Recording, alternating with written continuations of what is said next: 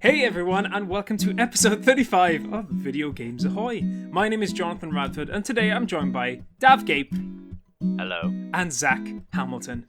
Goodbye. You say yes, I say no. Sorry, I thought Beatles as well. Yeah, great song by the Beatles. How you doing, It's gents? such a good song. Good, man. Yeah, man. Yeah, I'm good. I hearing mean, I love the myself right Beatles now. reference. Yeah, I really enjoyed that. One of their few number ones. Is that right? They didn't have many. Yeah, Beatles. yeah, not many for the old Beatles. Two, I think. To be fair, it's actually it is one of my favourite Beatles songs. And what I love about the Beatles is, I don't know why we started off talking about the Beatles, but I'm going to continue down this road. What I love about the Beatles is that so many of their best songs weren't even on albums. Like, so many of their best songs were just singles. They just randomly, they'll go into the studio, record, and they'll be like, there we are. There's a song. There you go, it's number one.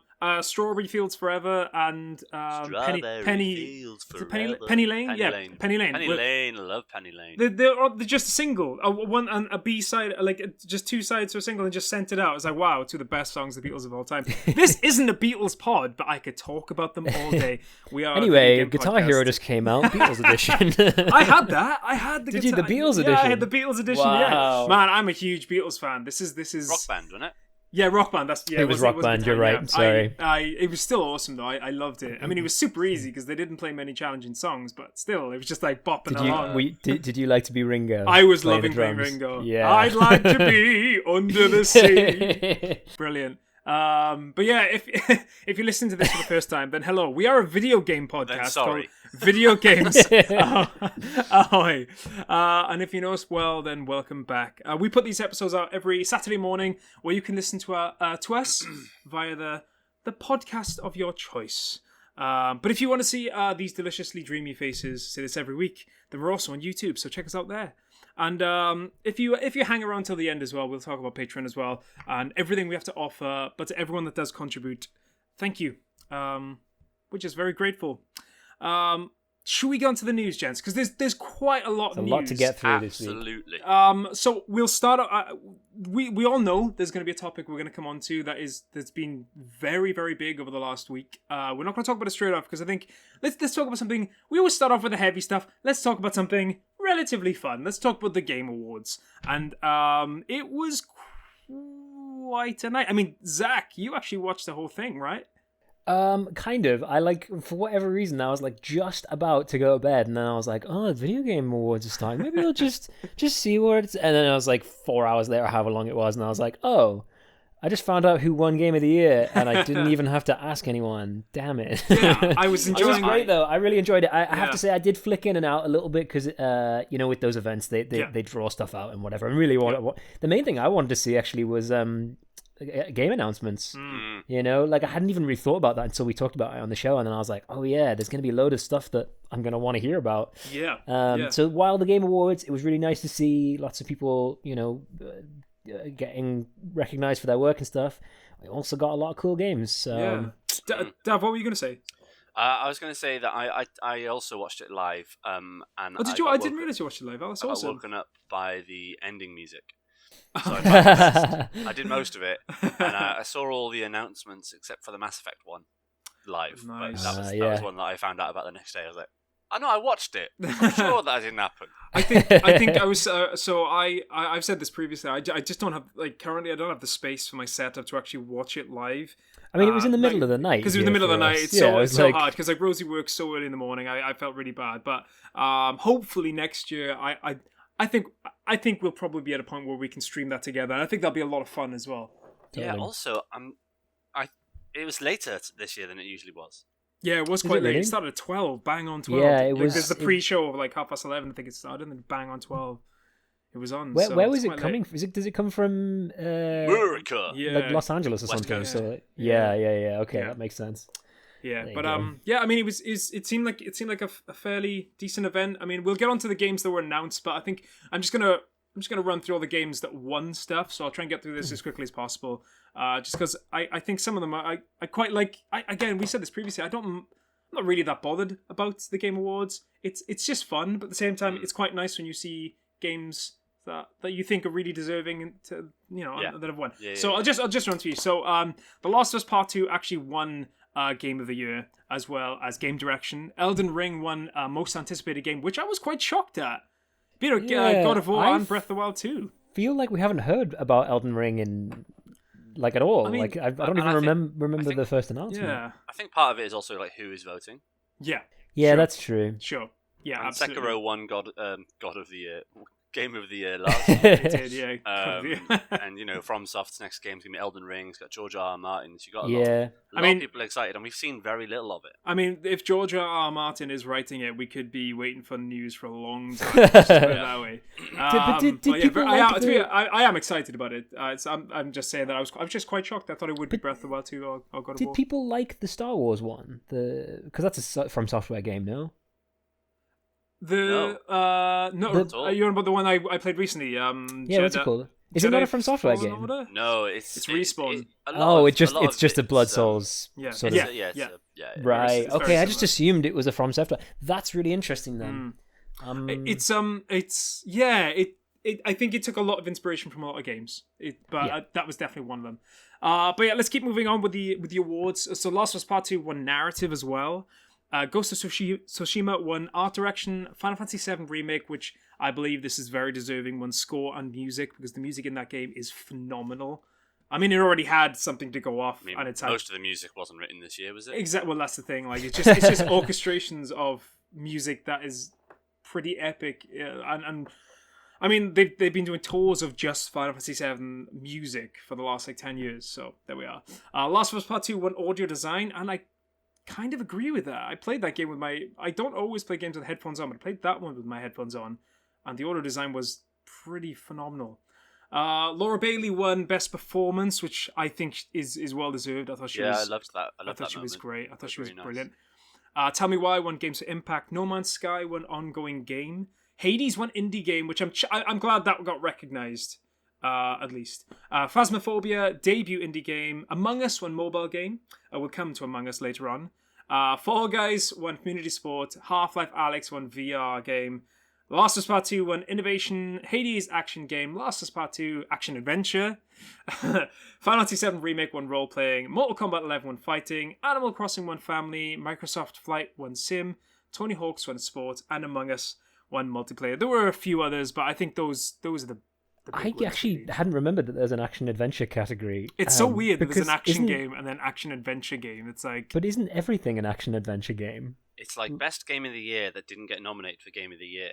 Yeah. Yeah. And it was half of Game of the Years are always action-adventures. Anyway. But I mean, what game isn't an action-adventure? Everything's an action-adventure. Everything's got action and you go on an adventure. Crossing, all right, okay. But that's like the only one. And again, like chopping those trees down, that's pretty... A lot of action going on there. But, there's a bit of adventure, it's an adventure in a more subtle way. But then I kind of feel the same thing when I saw sim and strategy. I'm like, those are two very different things. Like Microsoft Flight Simulator is a sim game. Like, you are flying in a plane. It's not also, really a strategy game, is it? Sports and racing. Oh, see, that one I kind of get because sports... Yeah, you are right. Racing games, racing is considered sport, even though it's not really. But the racing game thing is so like its own thing. You know what I mean? Like, totally like driving games are such a big thing. Absolutely. Like separate from. Yeah, that's a weird one. It's still a weird one. I don't really play racing. Tony Hawk's to Dirt 5. Yeah, that would be. Yeah, or even FIFA. You know what I mean? It's FIFA, like that. They're all very different, but at the same time, I'm really glad that Tony Hawk's Pro Skater won. Oh, yeah. But at the same time, I listened to a podcast the other day, which was really funny, and he was referencing himself. He was like, nerds are voting for these awards, remember? So, obviously, they're going to pick Tony Hawk's. I love the fact they voted for that. I would have voted for that myself, even though I haven't played it.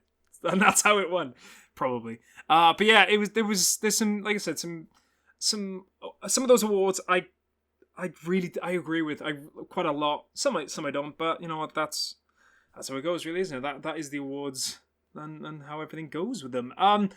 More importantly, like Zach said, more important than the awards overall is actually the stuff that was announced. Now I've got a small list of games, but I'm sure that Zach and Dav will add some on as well. I'm just going to list out a few of them. One of them was a brand new Perfect Dark game. Oh, girl. Which okay, so. It was quite funny. Actually, I'll hold back what I'm going to say until we get to the next bit because the next bit is my Oh, okay, I'll talk about that. But anyway, brand new Perfect Dark came from Microsoft, which I'm very excited about. A first new look at the next Mass Effect game, which, again, I'm very excited about. 2 out of 2 for me so far. Master Chief in Fortnite was there. Microsoft Flight Simulator coming to Xbox Series X. Dav, you reckon you're going to... It'll be on Game Pass. Yeah. So I'll definitely check it out. Give it a go, yeah. Nier Replicant had some gameplay, which me and Zach were just talking about. Can I actually just step back a second? The Master Chief thing, I know it's not that big of a deal, but it's expensive. One of my friends got it, and it's like 2,500 coins or whatever. I don't know what it is. I don't use the... Is that... I don't... But that translates as like 2 battle passes, which I guess is what, like 15 quid, 20 quid? All those costumes in Fortnite are so expensive. It's absolutely ridiculous. Well, that's how they make the money. Because I went on the game and I was like, oh, cool, I'm going to be Master Chief. And my friend had it. And I was like, oh, how do you get it? And he's like, oh, you have to pay for it. And I was like, okay, well, how much is it? Quid. And he was like, jeez. It's a lot. I'm probably not right on the specifics, but I kind of feel like anything more than like a couple quid is like for a skin. You know, it's a skin. I mean, you can pay £5 for the Smash Ultimate. We'll get on to Smash in a little bit, actually, because obviously there was an announcement, which I really want to talk about. But with Smash, if you want to just buy one of the new DLC characters just on the road, I think it's like £6.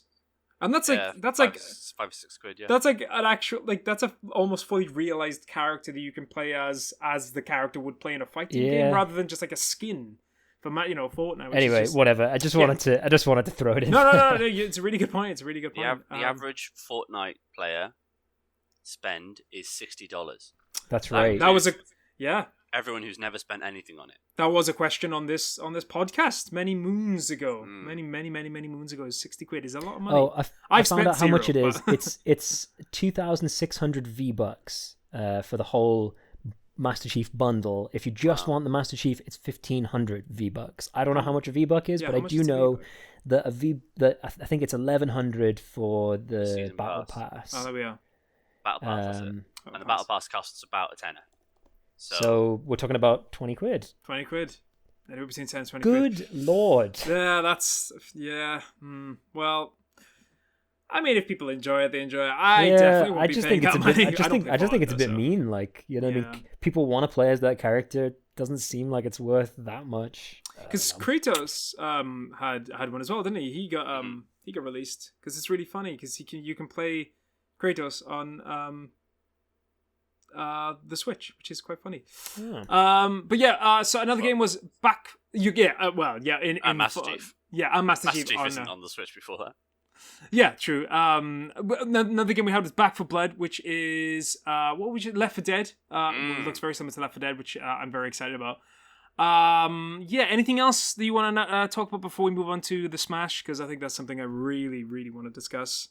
I'm actually now excited for that Dragon Age game. Oh yeah, Dragon Age as well. Yeah, and I know it was just another teaser trailer, but it looked like a really cool world. And I just really hope that whoever is left in BioWare is competent enough to make the game that it deserves to be. Yeah. I mean, with regards, I know that BioWare have just got a lot of people back in who worked on the Mass Effect trilogy to work for Mass Effect, so maybe they'll rope some people in who've been there from the start, who are maybe not there now, because if they're doing the same with Mass Effect, they might do the same with Dragon Age, and that'd be quite cool. Also, a game that'll probably cost less than Master Chief costs in Fortnite. Season on PS5. Yes. That Studio Ghibli-esque game. Yeah, looks beautiful. Oh, that actually looks really cute. Yeah, that's the. Do you know? I text you guys saying I've seen the first game that's got me excited about next gen. It was Season. It was Season. Oh yeah. Because I posted in the WhatsApp group, and I didn't realize that's what you were talking about. Because like I think I was busy and I hadn't made the connection. Like, but that's the one where I remember texting you guys. Absolutely beautiful. Yeah, it looks absolutely great. Beautiful. But yeah, two more things. Yeah, go for it. One of them is Vin Diesel. Oh my god, that's what I want to talk about. That's so funny. I can't believe how funny that is. I love that trailer. I've watched that several times.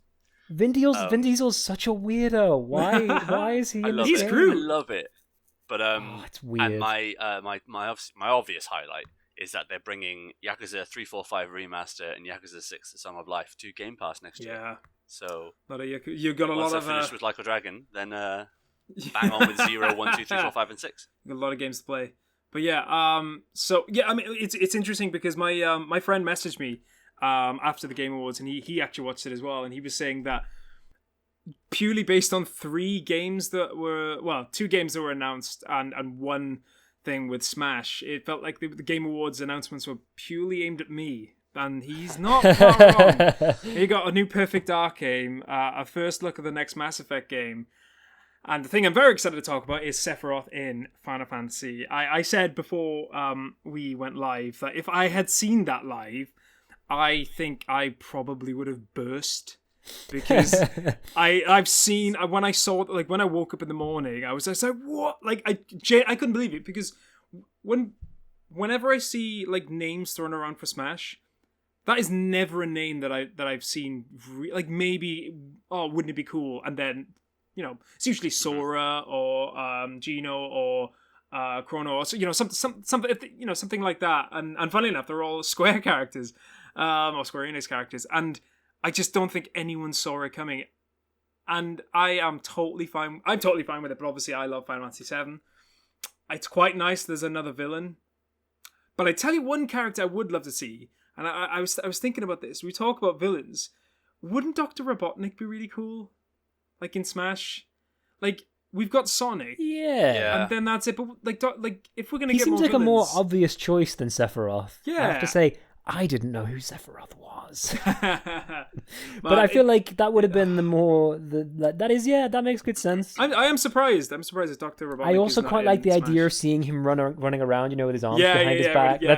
I always liked that in the old games. And like his final Smash cute. can just be him jumping in his little, it could be anything. It could be anything. Would you have him? Would you have him on his feet, or would you have him like float around in his little machine?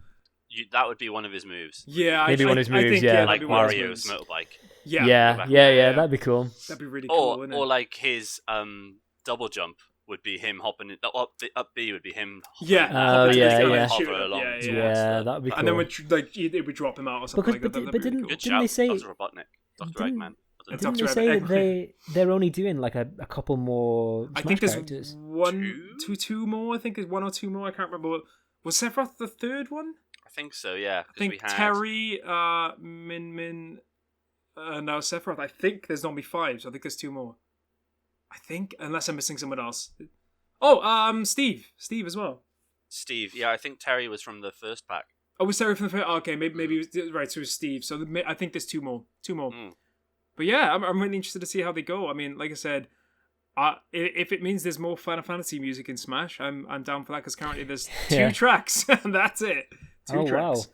Which is crazy considering the legacy of those games and the musical legacy anyway. But yeah, really excited about that.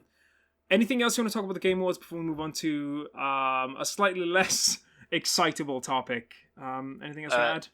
Good job, Jeff Keighley, for making it feel like a proper Game Awards and not just another Zoom conference. Yeah. He did a really good job. It felt normal.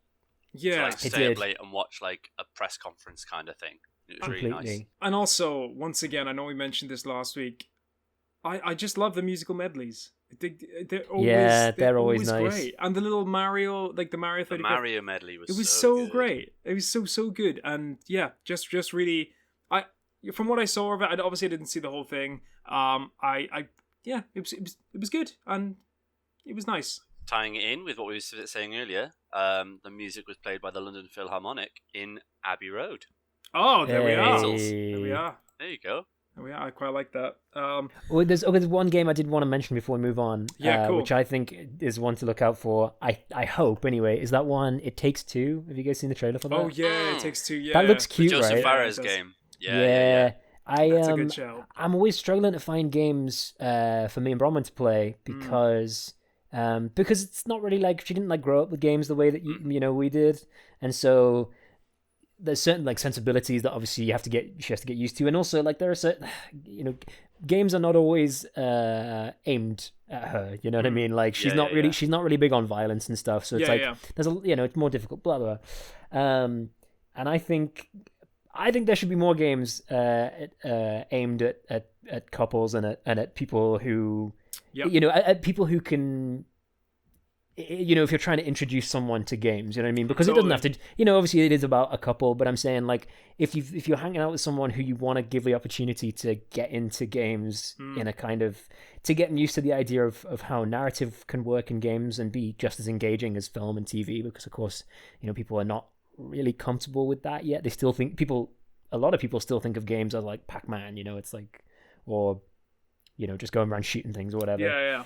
And also, I'm guessing the gameplay is going to be, kind of comfortable enough for anyone, because it doesn't look like it's going to be complicated getting used to 2 sticks.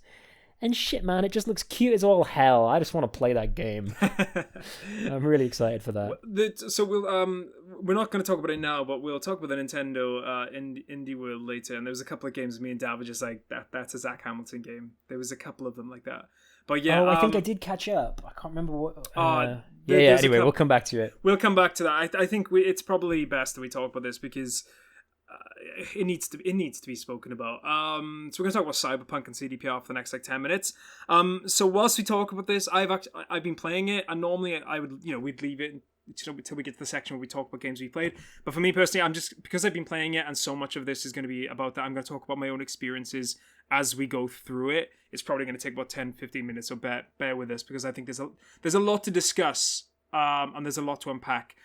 First things first, let's just talk about the fact that CD Projekt Red have actually apologized for everything that's happened. So let's just have. I'm just gonna read something out, and then we'll go from there about what actually. We'll go back in time and talk about stuff that's happened. So, CDPR actually apologized on Twitter recently. They said, first of all, we would like to start by apologizing to you for not showing the game on base last-gen console before it premiered, and in consequence, not allowing you to make a more informed decision about your purchase. We should have paid more attention to making it play better on PlayStation 4 and Xbox One. And as a result, the studio is making both digital and physical refunds widely available to those who purchase the game. That's the first thing. My thought straight away is that's clearly you would have known about that beforehand. You would have known the game does not run well on the PS4 and the Xbox One beforehand. You would have known. So that's bullshit. I'm sorry. Like, I love CDPR in many ways, and I love The Witcher 3. It's one of my favorite games of all time, but that is bullshit. It's that. The fact is, they hid that. They hid that from people purely because they knew that people would not buy the game. And what they're relying on now, straight away, in my opinion, this is again my opinion, but this is what I think has happened. They made people pay for their pre-orders, and then knew that they would have to give out refunds to some people, but hoped that most people would be, because you know what a lot of people are like, especially if you bought it physical. Doing a refund is something I'm paying in the ass. So what they were probably hoping for was people would hold off and wait for the patches to come through, which is what they've said. They've said the patches are going to be coming through in January and February. But to me, it's not good enough. They clearly have taken the piss out of anyone that's bought that game on the on consoles that just cannot run the game. That's the first thing. Do you guys have anything to say based on that? Why does this keep happening? Why? You remember there's the old adage about a delayed game and all that stuff. Yeah. But games aren't being delayed anymore. They're just being put out. Yeah. Finished or not. Yeah. And that's not even to mention the crunch that goes on. That we know all about. Mm-hmm. Surely it's got to be, more cost effective to have a game that's finished. Maybe not. Maybe it just doesn't matter. Well, the game's already been delayed 5 times. I think that's a huge impact. But then basically, how did they just get didn't want to delay that? the game. How did they?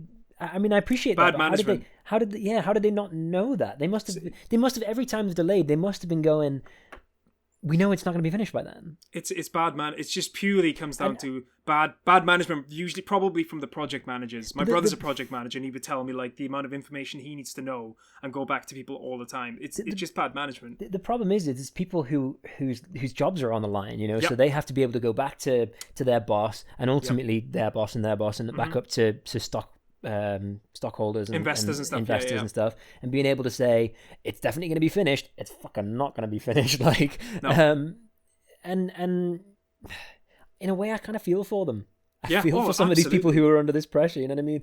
And it's part of the problem with the way that we deal with the with the economic system associated with the whole thing, because there's all these people who all they're seeing is numbers going up and going down. They're not seeing, and they don't care. You know what I mean? They don't care whether the product is good or not. It's it's a mess. The whole system is a mess. And you know what? The thing I was gonna mention this later, but I'm just gonna mention it now as well. We need people in the industry need to stop acting like CDPR are some sort of small indie company. They're worth $8 billion. Yeah. It's like they're not a small company. Like, they have the finances, they have the resources to not have to do this. This game has been pushed. I said this, I actually tweeted this last week because me and Dab had a conversation about it on Twitter, and we were saying that I said, from what I've experienced of playing the game, it's fine on the PS5. It's fine. The experience is fine, but I can tell, and Dab watched me stream it yesterday, I can tell that I'm not getting the experience that someone playing it on the PC is. I'm playing it on the PS5. Like, the PS5 is from what I've read, because I'm going to move on to Digital Foundry in a little bit, and they're going to talk about what it's like on the PlayStation specifically. They're talking about, but it's the same thing for the Xbox. Is just that it's purely running based on just raw power. It's not optimized whatsoever. It's just purely based on how powerful the console is. It's just running. It's be able to run the game, but there's still bugs. They just put there's a PC still crashes. game out. Yeah. That you can run on a console. Yeah, that's all. It's not optimized whatsoever, and it's bloody disgraceful. It's disgraceful. How does it compare to your experience of playing Miles Morales? Oh, I didn't experience one glitch in Miles Morales personally, not one. I mean, the thing is, Miles Morales is a smaller game. In the sense that the world is also smaller. There's less going on, and it's built by a first-party studio who will have had unrivaled access to the PS5. And also, can I just say very quickly, Insomniac are awesome. They are actually a really good company from what I've read as well. They're very anti-crunch, and they've just given the rest everyone working there 2 weeks off for Christmas. So I just want to give a shout out to them because they sound awesome. But we need Ratchet and Clank now. Same for Respawn as well, actually. Insomniac ran Marvel Spider-Man and Ratchet and Clank. Yeah, Miles Morales. Ratchet and Clank. Yeah. Wow. So yeah, they sound great, but I just want to move on really quickly because there's a lot to talk. Yeah. No, it's my fault. I started talking about how much I love something. But yeah, we'll talk about Digital Foundry because Digital Foundry, to a lot of people, if you don't know who they are, they're the geniuses. All of them are. But anyway, if you go on Digital Foundry's website on YouTube, they've got loads of videos in this. But they're going to talk specifically about the PS4. Digital Foundry found that on the base PS4, the much anticipated open world game dropped to 15 frames per second in some sequences, while the PS4 Pro dropped to as low as 18 frames per second, but hits 30 frames per second a lot more often. And one thing I should say is on the PS5, it does run at 60 frames per second most of the time. It's that the PS4 version mostly runs at 720p, while the PS4 Pro version is around 1080p most of the way. Based on its experiences with the first 3 hours of the game on patch 1.02, Digital Foundry's John Linneman called the base PS4 version hugely cut down compared to the PC version. There's just so much less detail. They've clearly built a high-end PC experience targeting cutting-edge hardware, which is exactly what Dav said, and that comes with a cost. I'd have been perfectly fine with the visual cuts if it guaranteed a smooth frame rate, but unfortunately we're once again dipping back into the sort of PS3 and 360 era frame rates. So one of my best friends who listens to the podcast all the time, actually, he's listened to every episode from episode 1. I actually feel really bad because me and my other friend convinced him that Cyberpunk was going to be a really good game to play. I feel really bad. I feel like an absolute dick now but how was I supposed to know when ultimately all we were being fed through is how well this game runs and looks, but on a PC we weren't allowed to see anything else. Do you remember there was that embargo? They didn't allow anything to come through. No footage of it running on the PS4, no footage running on the PS5, apart from stuff they pretty much collated and put together and gone, this is it running on the PS4, and that's it. No gameplay. It was just a little bit of stuff that they'd done and put together, bits that were running fine. It's nonsense. I'm going to keep running because there's quite a lot. OpenCritic then, which aggregates product reviews on all platforms into a single score, has now added the following warning to its Cyberpunk 2077 page. This game has significant disparities in performance, player experience, and review scores between the PC, next-gen consoles, Xbox One, and PS4 versions. The OpenCritic team and several critics suspect that the developer CD Projekt Red intentionally sought to hide the true state of the game on Xbox One and PS4 with requirements such as only allowing pre-rendered game footage and reviews and not issuing review copies for PS4 and Xbox One versions, which is pretty much what I just said. they did it knowing what they were doing was wrong. It was deceptive, selfish, and exploitative.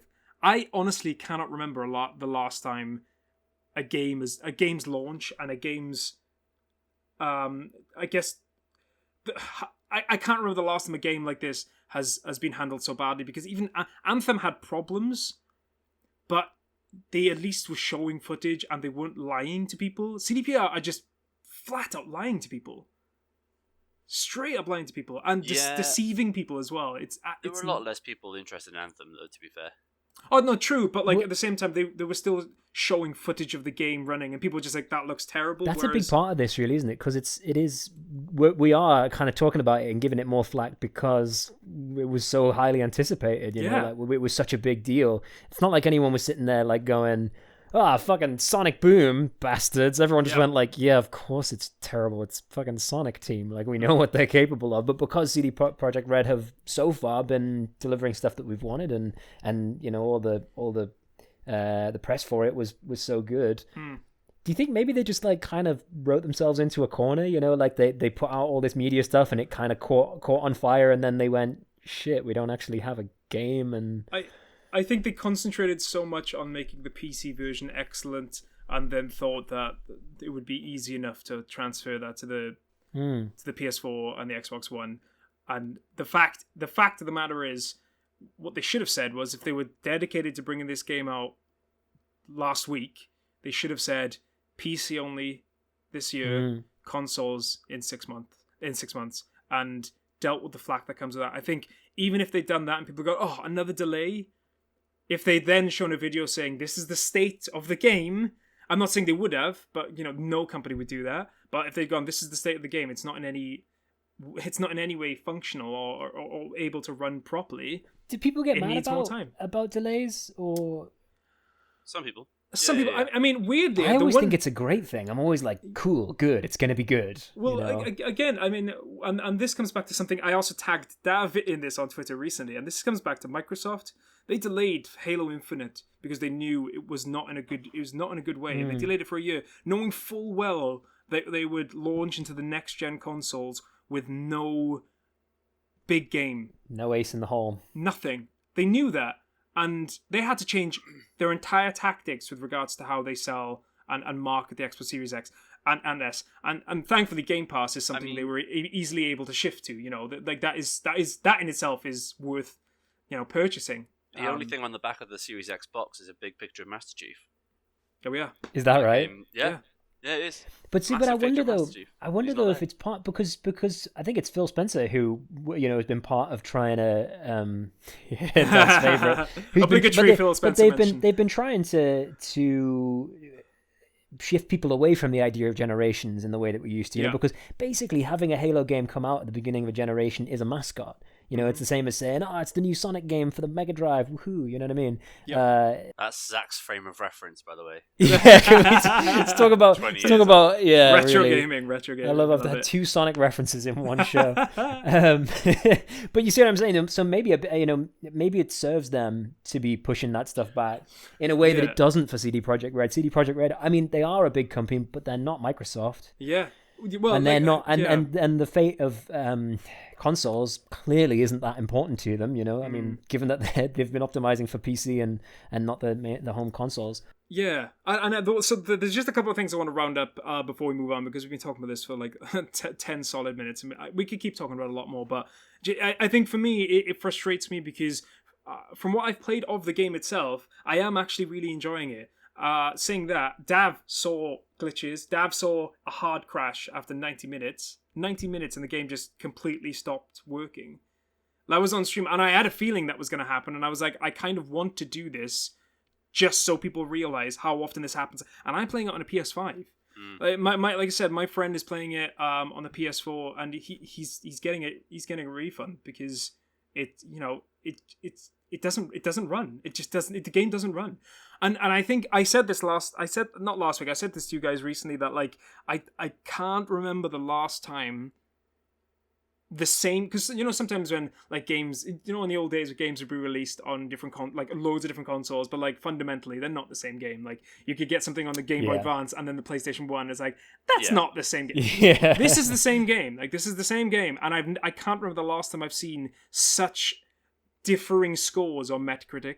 It currently it did have a 90. It's now 89 because I think reviewers are changing their scores on the PC, knowing full well what it's like. I think they may be reducing the scores anyway, but it's got an 89 on Metacritic and a 50 on the PS4. I think Oblivion was hot garbage on the PS3. Oh, there we are. The hot garbage. That's the last one I can remember. And it would make sense. It would make sense that one system. Again, my experience is probably somewhere around 80 on the PS5. Like it's great when it works, but it doesn't work often enough, and that's not good enough. And I'm just going to come back to what I said earlier on. 8 million pre-orders. They've already made their money back, and that's what I feel like it all comes back to. They wanted to make money from this game. They knew that the game wasn't ready, and they shipped it anyway, and that's on them. I think it's going to be a long time before they win people's favor back. I don't know about that. I think people are fickle, and people forget quite quickly, especially when they love a company or a development team as much as they love CD Projekt Red. And I think for them, an element of releasing it now was like, well, this is going to be a game as a service. We've got a whole multiplayer GTA Online-esque thing coming. We've got all this plan for the next few years of content and keeping people engaged with our game. So let's just ship it now. People will forget because our updates are going to be great. Yep. And another reason why they basically lied to everyone is like, well, we can ask for forgiveness and people will give it to us. Like, people will forgive us more than they would have gone, oh, well, don't worry. If you tell us beforehand, people aren't going to go, oh, well, I'll buy it anyway. Yeah. Like, it's better to ask for forgiveness than ask for permission. Yeah. And the only problem is they'll be fine. They'll be fine. And that's Sony, annoying. Sony and Microsoft aren't giving refunds though. So that is also like, again, one of my friends, they're not giving refunds because the way that PlayStation give refunds, I don't know how the Xbox is that if you've played the game, if you installed and played the game, they don't issue you a refund. So like, they're actually not giving refunds on the store. The only people who are able to get refunds are if you take it into shops, and even then, it's really tricky at the moment. So based on what my friend's experience, he put 200 hours into The Witcher 3. He's fucking furious, like genuinely furious, and I don't blame him. And anyone that is also really angry. I mean, I'm angry, and my experience, again, I'm very privileged in that my experience is actually okay. You know, it's fine. But like, even I've been kind of taken for a fool. You know, I was really excited for this game based on how The Witcher was and how the company has previously been with their games. But they've taken people for fools, and I just hope. I know what you're saying. I understand exactly what you're saying, Dan. But my hope is that people that have bought this game, it helps change. Hopefully companies start changing the way they do things, because there's going to be a reckoning soon with some companies. There's going to be something happening soon where, I don't know, people just stop buying games. Like especially if it's going to be like this. Never stop buying games. If a company continually pulls crap, look at Fallout 76. That game barely sold anything, and yeah, but it's got a lot of support, and a lot of people really like that game now.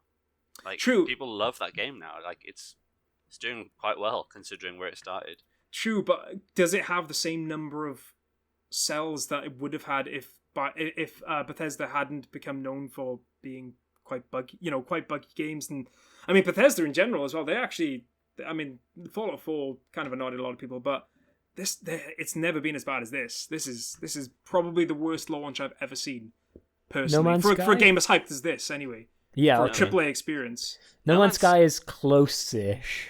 In people terms weren't of as hyped outrage, as yeah. That game wasn't necessarily broken. It just, they just flat out lied about. Yeah, what they just lied. be. Yeah, they were like, "Oh, you're gonna go through all this multiplayer thing, and everyone's in vast." It's like, there's no multiplayer. What's going on? From what I understand, I think it is now what they initially said it was going to be. I played it at launch, and I was so bored. I didn't even know what it was. But I mean, that's a separate conversation. Didn't you just go around like mining stuff? Isn't that? I don't even know what you were supposed to do. I was just walking around. The idea was like get to the center of the universe, sort of thing. But now No Man's Sky and Fallout 76. These are games that have turned it around. Yeah.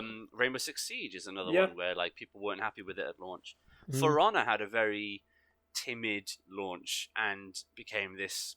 It's still going. Like these games can have a life, and I think this one definitely will. I mean, Red Dead 2 to an extent, and the Red Dead Online. Like people weren't that enthused about Red Dead Online, but they're gonna plow on with it, and they're gonna make money from it. Oh, don't get me wrong.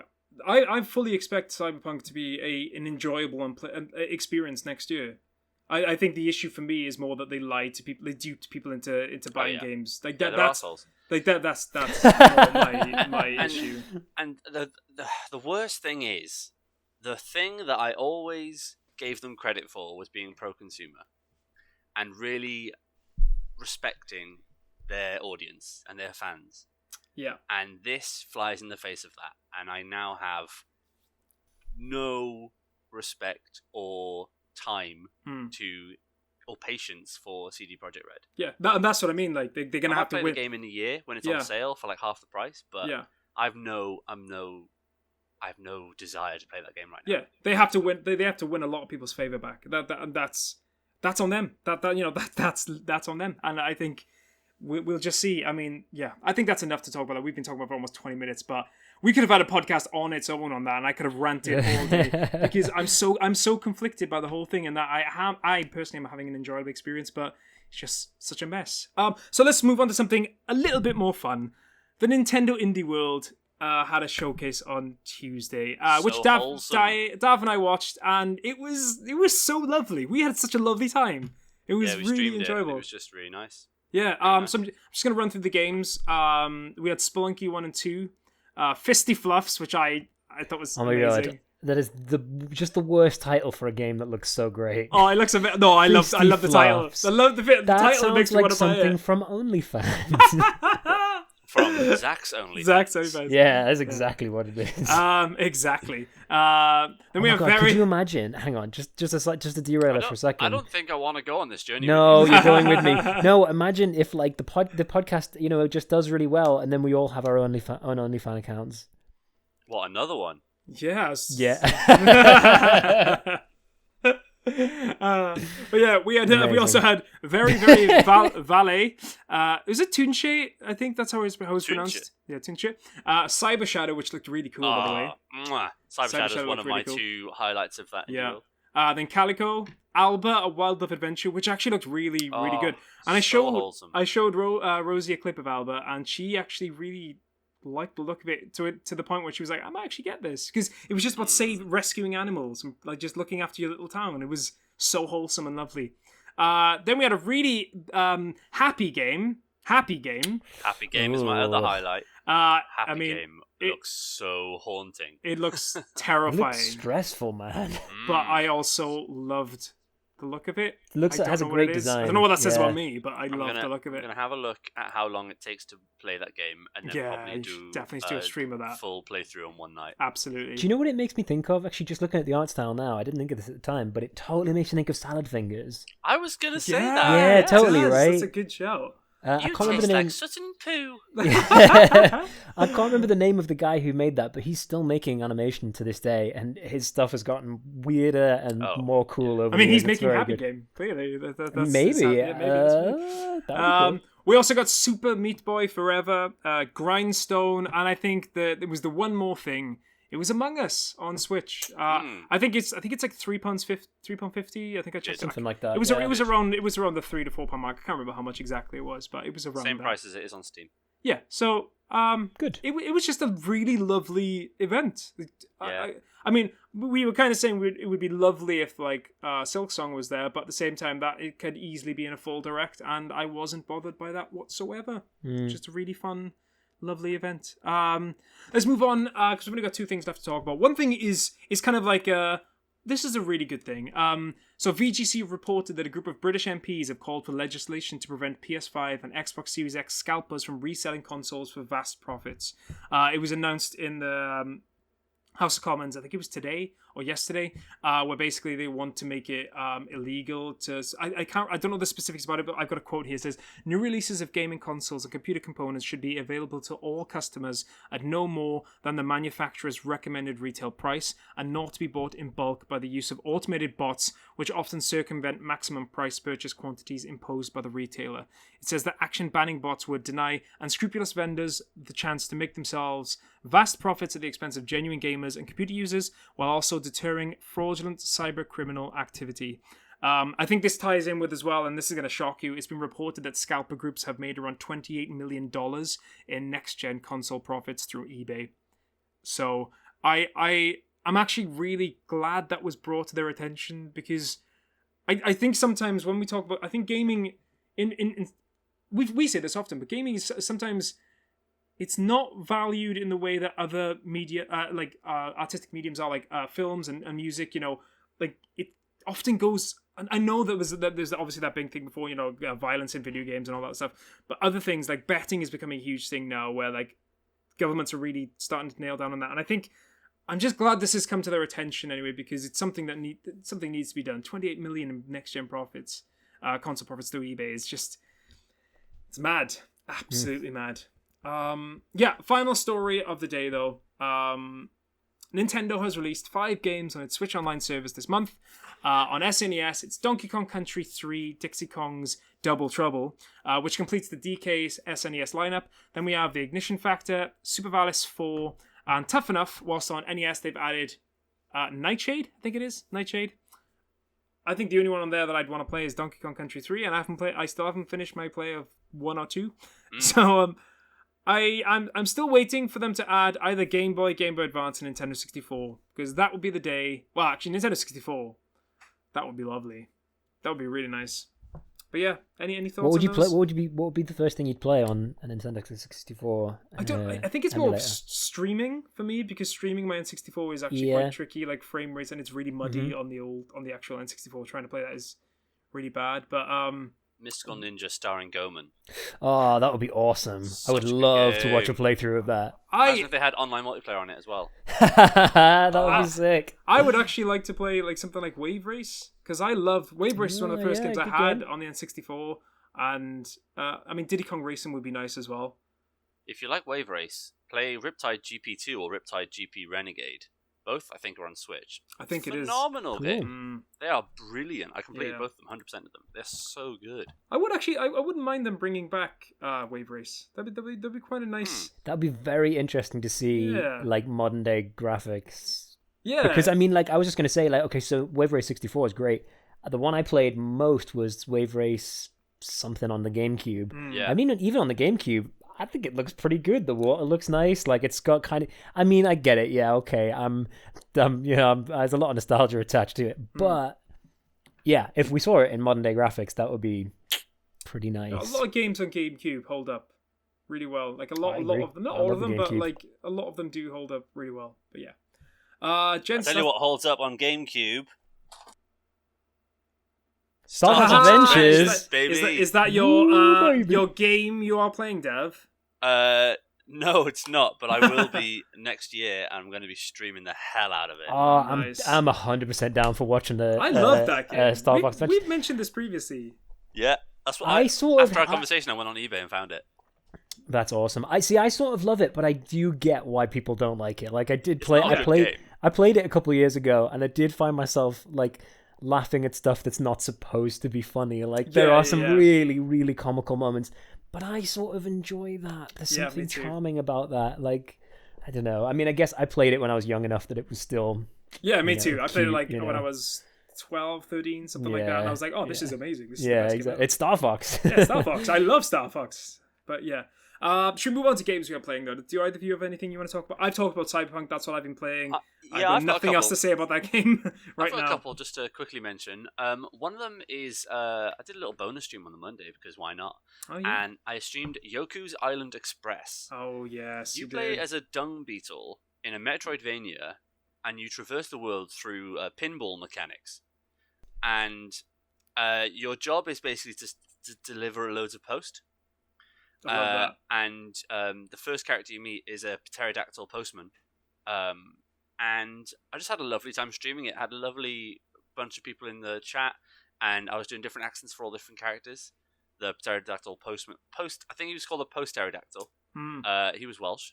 You'll be glad to know. The first character was Welsh. Yeah. But it was just so, like, and the music. Jonny, you were there for like 5 minutes, and music. Yeah, the music was great. Really, and you didn't really even hear the best stuff. It's incredible music. And just like a really novel idea. I've never seen anything done like that before. Really, really enjoyable. Yeah, good time had by all, especially me.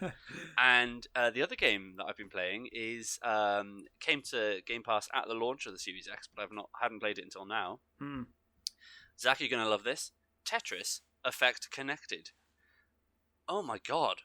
What an experience. Tetris Effect Connected? Yes. Well, Tetris Effect came out on PS4 and VR last year, I think. And it finally came to Xbox and Game Pass this year with Connected. So it's its own multiplayer mode, all the rest of it. And it says at the beginning, make sure you're wearing headphones or have surround sound speakers. So I put my headphones on, and it's such a transformative experience. And this is going to sound weird, but the best thing about it is that it's still Tetris. Like, I don't know if you've played Puyo Puyo Tetris, but I really struggle to enjoy that because I don't like Puyo Puyo, and they just ram it in with Tetris, and I'm like, I just want to play Tetris. Yeah. And like with Tetris 99, it's like, it's a cool concept, but I just want to play Tetris. Yeah, you're it's like more stress than you need often. Yeah, whereas this, like, the visuals and the audio and the soundtracks are incredible. It's all sort of, the music is part background, but also a lot of it is influenced by what you do. And sort of different movements that you do with which buttons and how you slam down the pieces and all the rest of it. All like adds music to the whole piece, and it's just so wonderful, and you just feel transported like into this little Tetris world. But by and large, it's just a Tetris game. But with all this around it, like they've managed to make Tetris relevant again, which is lovely. I've heard so many people saying that in VR it's just a wicked experience. Yeah, I can imagine. I can imagine in VR it's just next level, but it's so nice, and you feel so immersive just playing it on a screen. That's great. So good, Zach. If you've never liked Tetris before, and I know you've never. I like Tetris. I just hate that it's always the answer to the question. Tetris is this year's Wii Blame Sports. me. You should blame me. Yeah, it's only Jonny that made me hate Tetris. But you should definitely check out Tetris Effect. I've just had a look at the trailer while you were talking. It looks beautiful. Yeah, I really like that idea. Because the other thing is, I agree. Like, I think Tetris can be. There's a lot of reasons that Tetris doesn't feel like it did, 40 years ago. And the look of it is beautiful. I'd definitely like to have a look at that. Maybe have a little go. Are you? Is there anything else you want to talk about? I played online, played 2 matches, and the great thing about the online, one of the modes online, is that it's just 2 people playing Tetris at the same time, and it's the first person to loses. Which is perfect. I don't want to be like sending blocks over. I don't want to trash. I just want to play Tetris at the same time as someone else and smash them into the ground. I played 2 matches and I smashed both of them into the ground. Nice. That's all I wanted to say, Zach. You can continue. What have you been playing? No, I was actually just going to say, before we moved on, I actually looked up how much the Master Chief costs, to be very specific. And the Master Chief thing in Fortnite costs 2,600 V-Bucks. And to get 2,800 V-Bucks, which is the closest amount, it costs £16. I don't know what that is in dollars. I don't know what that is in euros. It's probably 20 bucks. There you go. Anyway, just wanted to clarify so no one felt that I was misrepresenting earlier on. What a pile of shit. Yeah, I know, ridiculous. I haven't really been playing much. I did a stream. I finished Halo 3, which I loved. The last few levels are all Flood, which is whatever. That last level. The last... Warthogs. Oh, to be fair, no, that was awesome. I really enjoyed that. That too, I actually described. I said at the end, I said, this is just a nice little reward. You know, the last couple levels are so arduous and difficult that you just get to drive around and like things are blowing up, and it's great. And then I played Left 4 Dead because Back 4 Blood got announced, and I was hoping to play it with some friends, but lockdown and Xbox 360. It's not gonna work. Yeah. But yeah, that was fun. That was fine. I enjoyed it, but I think I would enjoy it a lot more with 4 players. No surprises there. Absolutely. I'll be really interested to see how the multiplayer is handled in Back 4 Blood. If I was just going to say, if we can get all 4 of us playing that on a Monday, that would be... we don't have a release date for it, do we? No, I think next year though. They just released the alpha. Did they? Well, I mean, we saw some gameplay, and I always think that's good news. You know. Just looking online to see what time when it would be out. Back 4 Blood, is it? Yeah. Back 4 Blood. 4 Blood. Yeah. Well, the funniest thing about that was the trailer started, and I was like, oh, it's a new Left 4 Dead game. And then they did the whole thing about like the eye worms, and I was like, oh, it's not Left 4 Dead. And they were like, it is Left 4 Dead, but it's better because it's made by the actual Left 4 Dead people. Yeah. Just says alpha available from December 17th to 21st. Doesn't actually give a date of when it's actually coming out, but you think sometime next year. Yeah. Awesome, Zach. Anything else you want to talk about? Nope. I can't say anymore about Cyberpunk until I complete it, I guess. But let's do something. Let's do something fun. Should we do the quiz? Johnny, what's the quiz going to be this week? Well, funny you should ask me because I'm not doing it. It's a Zach Hamilton special. Yeah, it's a Zach Hamilton Christmas special. This was happening. Breaking all kinds of rules. I really enjoyed that. You just messed it. I loved the other day. You were just like, Johnny, do you mind if I do the quiz? I was like, yeah, do it. Take it well, do you know what actually happened was the podcast ended, and now I was sat here and I was like, you know what would be cute would be a Christmas quiz. And then I just started writing questions, and I got like 5 or 6 questions in, and I was like, I should check Johnny's okay with this because this is a waste of my time. Otherwise, imagine if I said no and I was and I've just got these questions. Overly protective about the fact that I do the quiz. The other thing is, it's a shame that you don't get to do the quiz. You always do the questions. It doesn't take no time at all. It takes some time to come up with these, and I'm sure it's. I think it's harder than you make it look because I'm not sure this is going to go very well. I'm still going to use my board. Yeah, use the board. I'm going to use my board to write my answers on it. So, I have to keep track of who has points. And Zach has sent me all the answers. Just to really turn the screw on you there. And he also said that he had a working title for his quiz, which was Zach, Sack and Crack. I'm not sure if that is something you're going to go with. Yeah. You know, that is... you can show him the screenshots. That's a real conversation we had. Okay. Just writing down Zach, Sack and Crack for the title of the episode. There we go. So it's going to work exactly the same as usual, except for I'm going to be asking the questions, and you guys are going to write your answers in the box. Except for Johnny's asked specifically if he can use his whiteboard to write answers. Just all I've got so far is Zach, Sack and Crack. Which I've decided to allow because... I've got a whiteboard somewhere. Have you actually? Not within grasp. No. Okay. I just like the idea of like... Are you guys ready to start? Yeah, absolutely, man. Go for it. Awesome. Okay, let's see if I've got this right. I'm nervous I've made mistakes, but here we go. Hang on, just let me get my phone ready. All right. In Banjo-Kazooie, you're able to transform into different animals depending on the level you're in. What animal... Oh, this is Christmas themed, by the way, just so you know. What animal do you transform into in Frizizi Park? Oh, I said it wrong. Frizizi Peak. Sorry, Frizizi Park. In Banjo 1. In Banjo-Kazooie, I can't remember. You're able to transform into different animals depending on the level you're in. What animal do you transform into in Frizizi Park? If you'd like, I do have 4 answers for you to go with. Yeah, go on. Yeah, go on. I'll need them. Okay. A polar bear, a walrus, a penguin, a seal. I know where it is. Polar bear, a walrus, a penguin, I know where it is. A seal. If it's polar bear, I'm no longer going to buy rare games. Have you guys got your answers? Yeah, I got my answer. I don't think it's right. Here we go. 3, 2, 1. Show it up. I said walrus. Ooh. Walrus. You both went with walrus. You both got it right. Yay! It is walrus. Yeah, that's good. Okay, I've got to keep track. I forgot I was supposed to keep track of scores. I'll keep track. Don't worry. Dav 20, Jonny -1. Okay. Question number 2. What is the name of the ice area in Diddy Kong Racing? Oh. Do you have options for this? Yeah, options, please. Yeah. Okay. Hailfire Peaks, Cool Mountain, Shiver Me Tingles, Oh, I hope so. Snowflake Mountain. There's a bonus point if you can give me the name of the boss. Can you read them again, just so Hailfire Peaks, Yeah. Cool Mountain, Yeah. Shiver Me Tingles, Snowflake Mountain. Okay. This is fun. I'm torn between two, but I think it's not one of them because of something. Yeah, I think I know one of them isn't the answer. Okay. Are you guys ready to share? Yeah, I'm good. Okay. Do you want me to just say it as I 2, 1. Jonny, go first. Shiver Me Tingles. Oh, I've gone for Cool Mountain. Oh, you both got it wrong, and for very different reasons.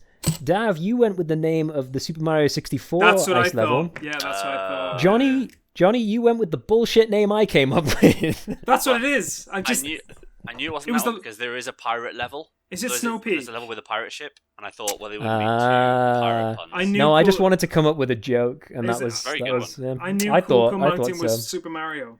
As soon as you said that, I was like, that's Super Mario. I knew that.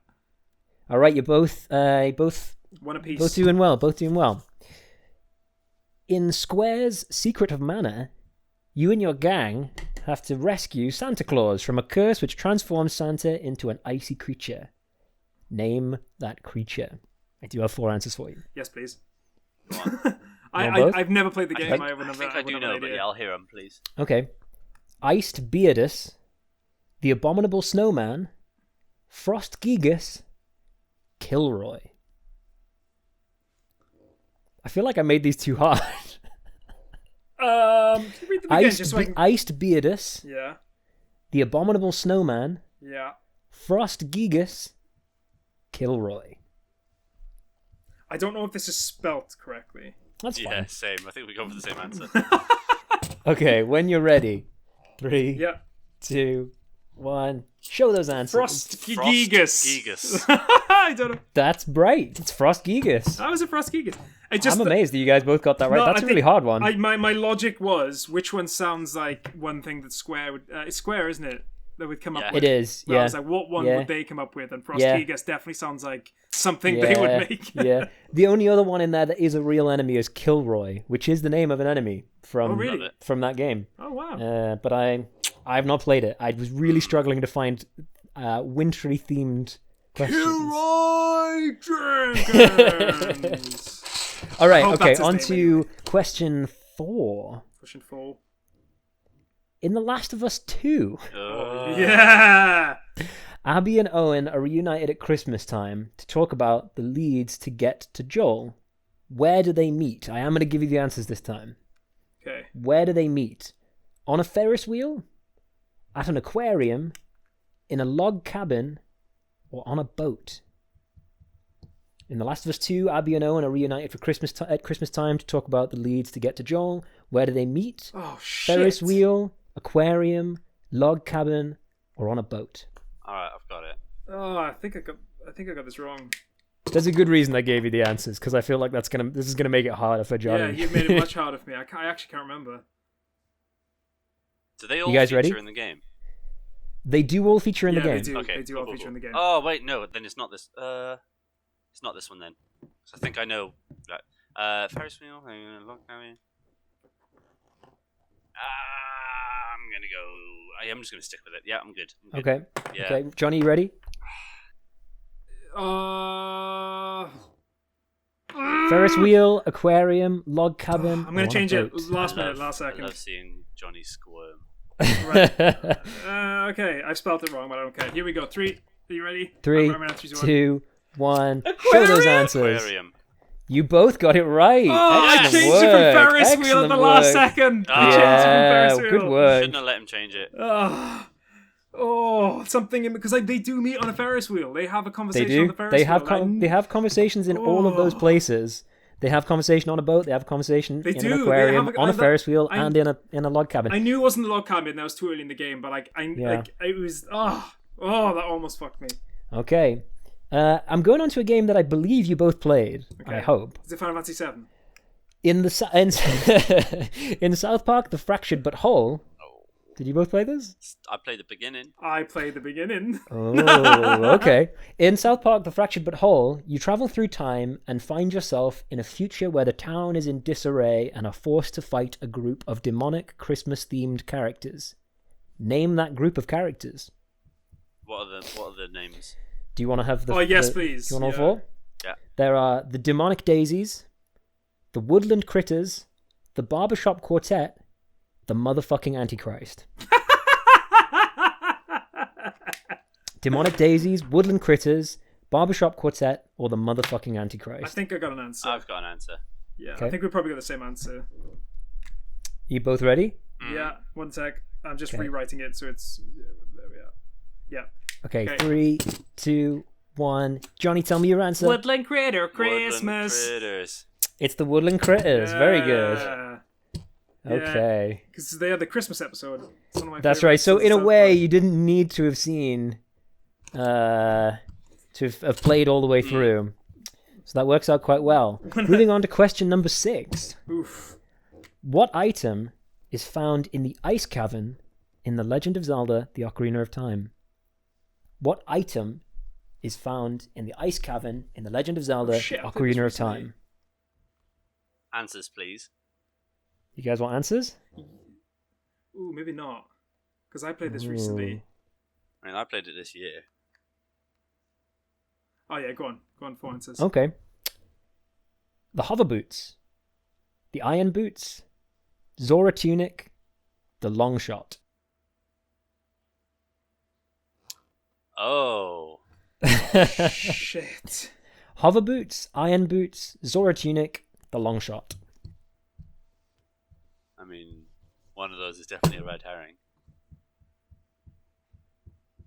They're all red herrings. Yeah. Not all of them. Shit. One of them's right. That's what you think. I think. I'm torn between two. Yeah, that's the plan. Okay, I'm going to put this one, and I'm just going to stick Zach, with can it. you just say them again? Hover boots, iron boots, Mm-hmm. Zora tunic, Yeah. the long shot. I'm stuck between. I'm torn between two. Me too. I've just put it down. I'm sure I just put one down as well. I bet you're probably both stuck between the same two. Yeah. All right, I'm gonna have to push you for an answer. Yeah, I've got Yeah. an answer. I'm ready to go. 3, 2, 1. Show me your answers. Iron boots. Iron boots. You both went for the correct answer. Yay! Very good. I knew it was very between good. that and the Yeah. long shot. I knew it was that. and the Yeah, I long was the shot. same. I Oh, thought that's maybe interesting. the iron boots would be somewhere else that you had to get them and go back Yeah. to the ice That's cave. interesting. But- I thought the one you guys were going to end up thinking would be been the Zora tunic because it's No, right before the 'cause I the knew- water I temple. knew the Zora tunic. You didn't get it from that cavern. There was something telling me you didn't get it from there. Hmm. That was the one I knew was a red herring. It was Interesting. and I knew that you got the hover boots in Kakarika Village when you do the Shadow Spirit Temple. One of those, I can't remember which one. Is that your next Alright. question? I just don't. No, you haven't. No, it's all good. Moving on to question number 7. What is the name of the baby penguin in Cool Mountain in Mario 64? I played What is this the recently. name of Did the it have a baby name? penguin in Well, it Cool must do. Mountain in Mario 64? I I'll don't have the remember. answers, please. Yeah, please. Okay. Okay. There's Lil Penguin, Tuxie, Pengy, or Schluff. Okay. Lil Penguin, Tuxie, Pengy, or Schluff. How adorable is the name Pengy? Reminds me of Pingu. Yeah, that's the one I think it is. Right, I'm ready. All right, when you're I ready, got an gents. answer. I don't know what it is, but I've got an Lil answer. Penguin, Tuxie, Pengy, and Schluff. Yeah. I'm good to go when you 3, 2, 1. Show those answers. It's a little penguin. Is it Pengy? Really interesting. There's actually 2 right answers here. Oh. One of them is Lil Penguin. Yeah. The other, sadly, is Tuxie. Oh. Technically speaking, its name is Tuxie, but is also known by the production staff as Little Penguin. So, okay, well, I get 4 points for that, don't I? Pengy's from something. Pengy is something I made up. So it could be from something, and it might have just been my subconscious. It's telling you Pingu. Could have been just going for... I just thought it sounds like the kind of shit you would do if you were like, it sounds right. Absolutely sounds like something Pengy's from Kirby. Is Pengy Kirby? Oh, well, that must have been in my subconscious. Kirby Hunters. Okay, well, scores are close. Name that badly described game. Yeah! This is hard, by the way. These are really hard to do, especially trying to come up with... Yeah. You've got to be able to, you've got to be able, they've got to make sense, but then also, I don't know if this is going to translate, but let's see. An Italian man has a ski race with his pet and televises it for sport. An Italian man has a ski race with his pet and televises it for sport. It's a game, right? It's a game. Name that badly described game. An Italian man has a ski race with his pet and televises it for sport. I hope I haven't made this too hard. An Italian man has a ski race with his pet and televises it for sport. It's a specific game, yeah? It's not a series of games. It's a very specific game. Okay, then my answer's wrong. Balls.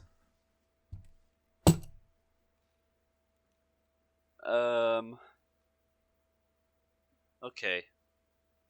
I don't like this.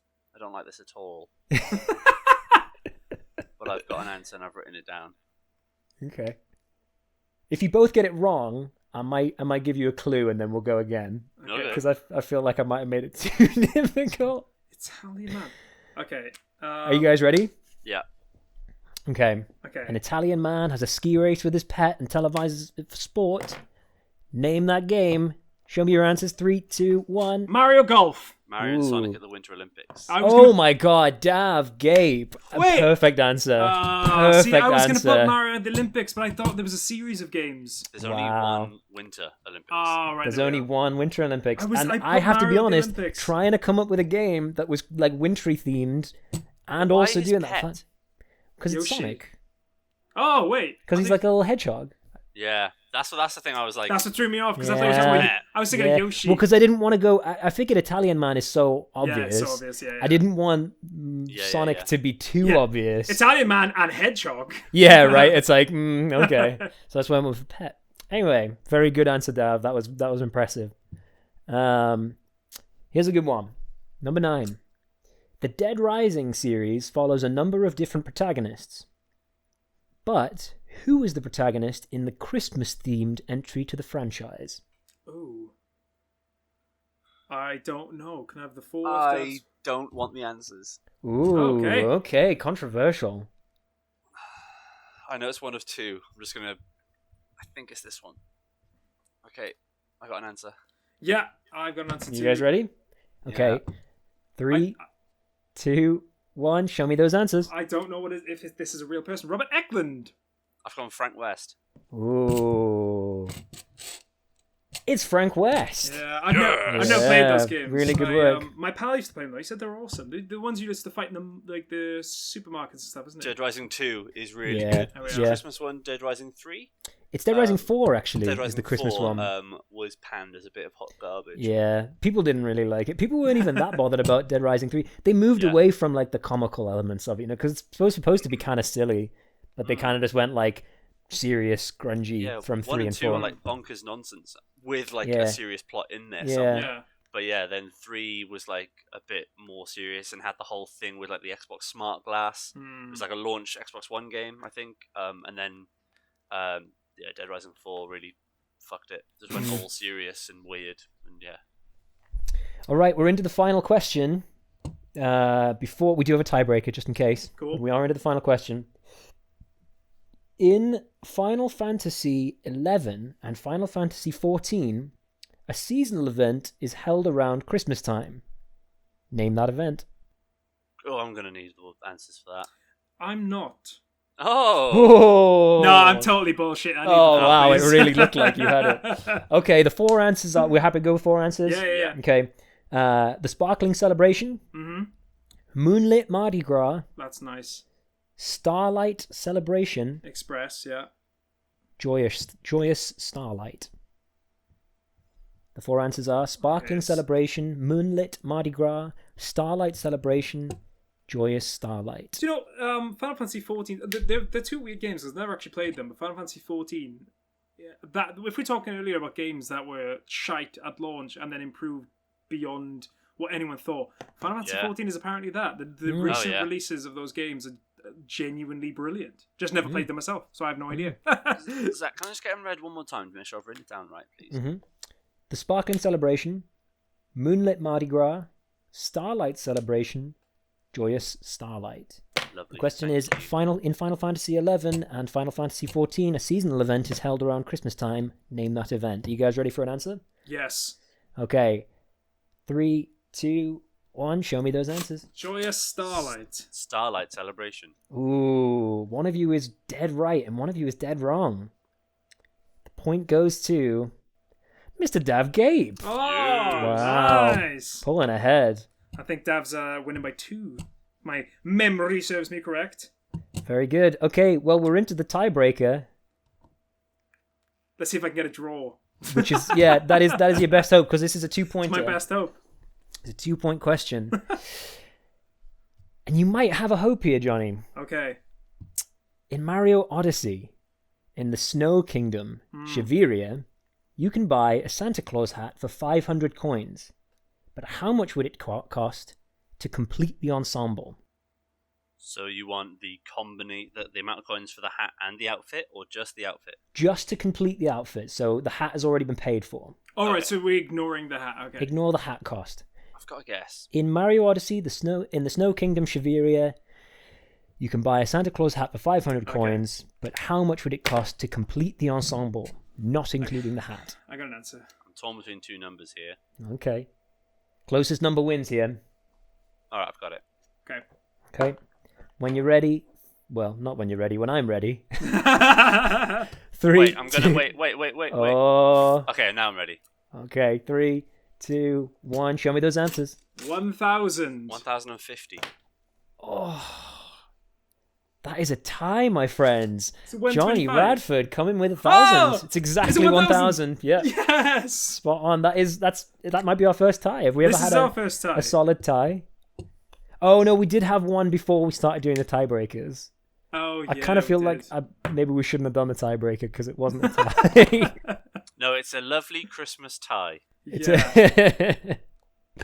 There you are. That's the end of the quiz. Man, I've really enjoyed doing that. That was a lot of fun. Do you know what? Doing a quiz again makes me realize how bloody stressful they are. So I'm glad I don't have to do that every week. It's my woof.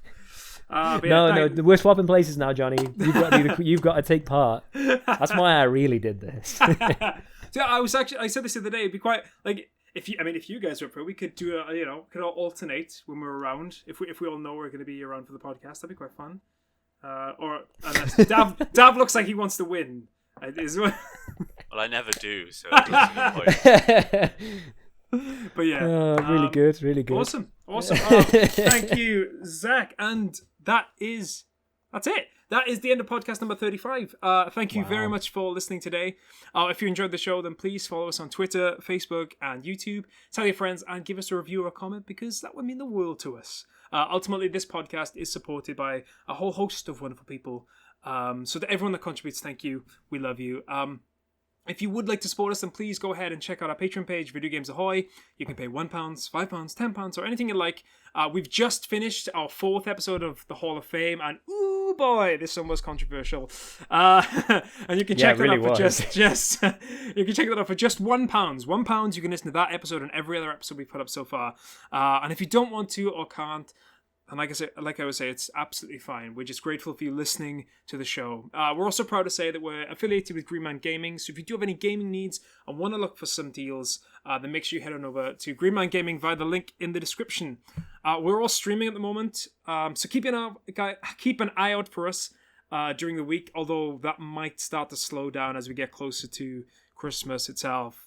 Just keep an eye out. We'll see who's around, and make sure you check out next week's episode, which will be probably coming out on the 27th, as not only is it our final episode of the year, but we give our take on the last 12 months in gaming, what we loved, hated, and ultimately what was our favorite game of the year. Do you gents have anything to add? And Merry Christmas, or I guess Merry Christmas, Nadolig Llawen. Yeah, I think that's it really. Hope you have a lovely Christmas.